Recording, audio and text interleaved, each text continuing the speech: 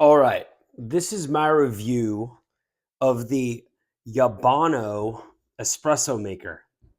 And we've had this for over 2 years. So the first thing I want to say is this is an amazing value of an espresso maker because we have used this multiple times a day for over 2 years now, and it's still holding up.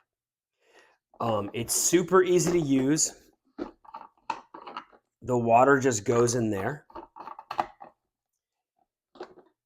This is where you put the coffee, tamp that down, and then it goes. Hard for me to do this backwards.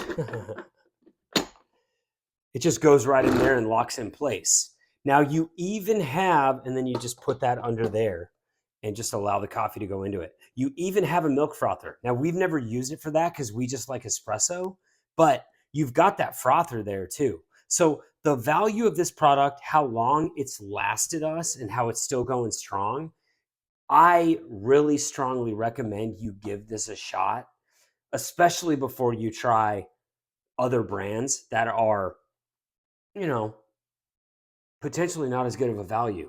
Give this one a shot. I think you're going to be pleasantly surprised. I know we've been.